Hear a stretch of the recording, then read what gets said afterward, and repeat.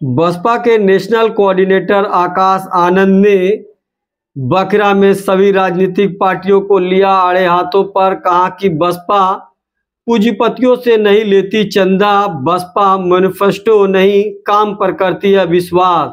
आपको बता दें कि बसपा सुप्रीमो मायावती के भतीजे व बसपा के नेशनल कोऑर्डिनेटर आकाश आनंद ने संत कबीर नगर के बखरा में एक चुनावी जनसभा को संबोधित किया। यहां पर वह संत कबीर नगर के बसपा प्रत्याशी मोहम्मद आलम डुमरियागंज से ख्वाजा शमसुद्दीन और बस्ती के प्रत्याशी के को लेकर चुनावी जनसभा को संबोधित करने आए थे। पूर्वांचल में अपनी चुनावी जनसभा के दौरान भाजपा, सपा और कांग्रेस को आड़े हाथों लिया। उन्होंने कहा कि भाजपा मुफ्त में राशन देकर लोगों को भिखारी बना रही। अब यही लोग देश को 5 ट्रिलियन डॉलर की आर्थिक ताकत देने की बात करते हैं। बेरोजगारों को रोजगार के नाम पर पेपर लीक मिलता है, जबकि सेंट्रल गवर्नमेंट में 50 लाख से ज्यादा वैकेंसी खाली है।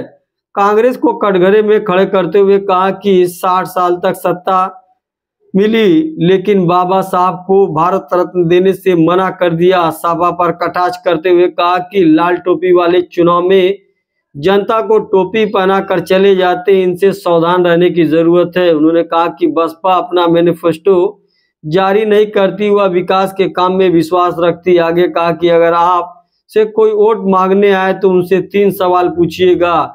पहला शिक्षा, दूसरा सुरक्षा और तीसरा रोजगार के बारे में। इलेक्टोरल बॉन्ड के बारे में चर्चा करते हुए कहा कि आप लोगों ने सुना होगा कि तमाम राजनीतिक दलों ने चंदा लिया लेकिन बसपा ने 1 रुपया भी चंदा नहीं लिया। भाजपा पूर्ववर्ती कांग्रेस व सपा सरकार पर निशाना साधते हुए कहा कि जिस सरकार ने आपके भविष्य को बर्बाद करने का काम किया वह देशद्रोही है और मुसलमानों के हितैषी होने की बात कहने वाले उनके हक और उन पर हो रहे अत्याचार पर कुछ नहीं बोल रहे हैं। बांसगांव के संसदीय सीट से डॉक्टर राम सबूज, गोरखपुर सदर सीट से जावेद सिमनानी, संत कबीर नगर से मोहम्मद आलम, डुमरियागंज से ख्वाजा शमसुद्दीन और बस्ती से दयाशंकर मिश्रा के पक्ष में वोट देने की अपील की। इस सरकार ने हमारे युवा साथियों को, हमारे बच्चों को अगर पढ़ने लिखने से दूर रखा है, अगर रोजगार से दूर रखा है, तो उसने आने वाले समाज में, हमारे समाज को, आने वाली पीढ़ी को खत्म करने का काम किया है। अगर आप इस बात से सहमत हैं तो एक बार जरूर से जय भीम बोलिए। साथियों, जो सरकार आपके भविष्य को खत्म करने का काम कर रही है, उससे बड़ा देशद्रोही कोई हो सकता है कि नहीं, बताइए। साथियों, इन देशद्रोहियों ने पता है क्या किया?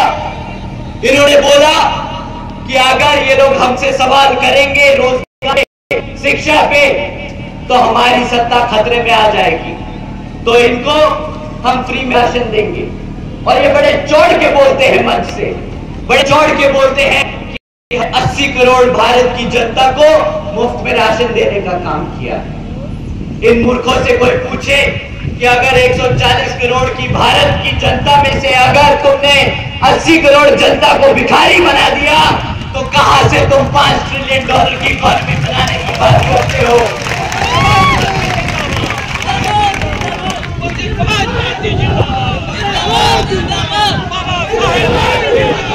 साथियों, 80 करोड़ जनता को मुफ्त में राशन देकर एक अफीम चटाने का काम कर रहे हैं। परंतु मैं आप सबसे एक सवाल करना चाहता हूं, ये 80 करोड़ जनता को जो मुफ्त में राशन देते हैं, इसकी आपको क्या कीमत चुकानी पड़ती है, आप जानते हैं? आप पता है किस तरह कीमत चुकाते हैं? ये आपको महीने का कितने का राशन देते थे? 500 रुपया महीना, 150 रुपया। मैं कहता हूं ये बहुत ज्यादा ईमानदार है, तो ये 1000 रुपए का चूना लगाते होंगे आपको, ठीक? ये महीने का आपको 1000 रुपए का राशन देने का काम करते हैं। साल में कितना हुआ? 12,000। 12,000। अगर आपकी क्लास 4 की अगर नौकरी लगती तो आप महीने का कम से कम कितना कमाते? कम से कम 20 से 30,000 रुपया कमाते ना। समाज पार्टी ने आज तक एक बार भी मैनिफेस्टो जारी नहीं किया, क्योंकि बहन जी का सख्त आदेश है कि हम अपने समाज में, अपने वोटर्स के बीच में अपना काम लेके जाएंगे। अगर उत्तर प्रदेश की जनता ने हमें मौका दिया सत्ता में बैठने का, तो हमने क्या काम किए वो आपको जाकर बताना है और उसी काम के आधार पर आप वोट मांगे। तो साथियों, आज इस जनसभा में मैं आप सभी का समय लेते हुए बहन जी के काम जो बहुजन समाज पार्टी ने 4 बार अपने शासनकाल में यहाँ सरकार चलाई, वो काम आप लोगों के बीच में रखूंगा। परंतु उससे पहले यहाँ पर जो विपक्षी पार्टियां हैं, बीजेपी, कांग्रेस, समाजवादी पार्टियां, ये जो आप लोगों के बीच में आएंगी, इनसे आपको सवाल करना है, क्योंकि ये फिर से आपके बीच में एक मैनिफेस्टो लेकर आएंगी। अगले 5 साल 10 साल के वादे लेकर आएंगी और आपको अब आप अगले 5 साल और 10 साल के वादे नहीं सुनने, अब आपको इनसे पिछले 5 से 10 साल का रिकॉर्ड मांगना है कि पिछले 10 साल में तुम्हें अगर भारत की सत्ता में बिठा कर रखा इस भारत की जनता ने, तो तुमने हमारे समाज के लिए क्या काम किया। तो साथियों, इस बार जब ये वोट मांगने आए तो आप सबको इनसे सिर्फ 3 चीजों पे सवाल उठाने हैं, सिर्फ 3 चीजों पे।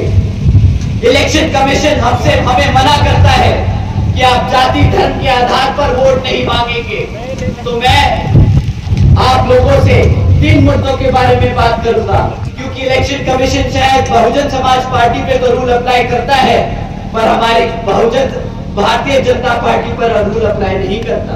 वो खुलेआम मंच से जातिवादी, वो खुलेआम मंच से धर्म के आधार पर वोट मांग सकते हैं, पर हम नहीं।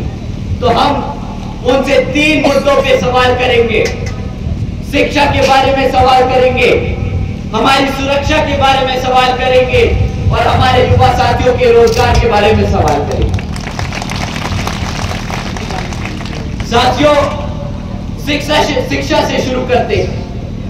आप जानते हैं कि पिछले 10 सालों में बीजेपी की सरकार के चलते हुए आज ये सरकारी आंकड़ा बोलता है कि 8वीं कक्षा के बच्चे, 8वीं कक्षा के बच्चे आज गुणा भाग नहीं कर पाते। वो आज बेसिक अंग्रेजी के शब्द नहीं बोल पाते, समझ पाते। ये है शिक्षा का असली पिछले 10 साल में काम। साथियों, बीजेपी की सरकार डिजिटल इंडिया मूवमेंट बताती है कि हमने पिछले 10 साल में डिजिटल इंडिया बनाया है, परंतु डिजिटल इंडिया के नाम पर आज 65% से ज्यादा सरकारी स्कूलों में एक कंप्यूटर तक नहीं। साथियों, तीसरा सबसे इंपॉर्टेंट बात, बीजेपी की सरकार के चलते हुए शिक्षा के नाम पर सिर्फ सरकारी भर्ती के एग्जाम्स के पेपर लीक होने की खबरें बाहर आई हैं। इन्होंने कोई भी रोजगार नहीं किया, कोई भी बच्चे को पढ़ाने का काम नहीं किया, सिर्फ और सिर्फ बार बार पेपर लीक करने के काम किया। साथियों, अब बीजेपी की सरकार के चलते हुए आज पूरे देश में 30% युवा बेरोजगार है, यानी 3 में से 1 युवा आज बेरोजगार होगा। साथियों, रोजगार नहीं दे पा रहे, परंतु इनकी नीयत है कि ये आपको रोजगार देना नहीं चाहते। ये नहीं कि रोजगार के ये चाहते ही नहीं कि आप कभी रोजगार में आए, क्योंकि आज भी 30 बैकलॉग की नौकरियां पड़ी, 30 लाख से ज्यादा सेंटर की नौकरियां खाली पड़ी है। अगर हम बीजेपी की सरकार जिन जिलों में चल रही है वहां की बैकलॉग की नौकरियों का हिसाब लगाएं तो ये 50 लाख है। साथियों, 50 लाख से ज्यादा नौकरियां जो ये भाजपा की सरकार आपको देने से मना करती है, इनकार करती है, आपको अपने पैरों पर ना खड़े होने का जरिया ढूंढती है। साथियों, बेचारे पूरा देश ढूंढते फिर रहे हैं और आज तक 60 सालों में इनसे अपनी सीटें नहीं बचाई जा रही। साथियों, कांग्रेस पार्टी भी आजकल बोल रही है कि हम SC ST OBC समाज को रिजर्वेशन देने का काम करेंगे। परंतु आज हम इनसे पूछना चाहते हैं कि भाई तुम 75 सालों में 60 साल से ज्यादा इस भारत की जनता पर राज कर चुके हैं, तब कहा था तुम्हारा SC ST और OBC समाज के लिए रिजर्वेशन?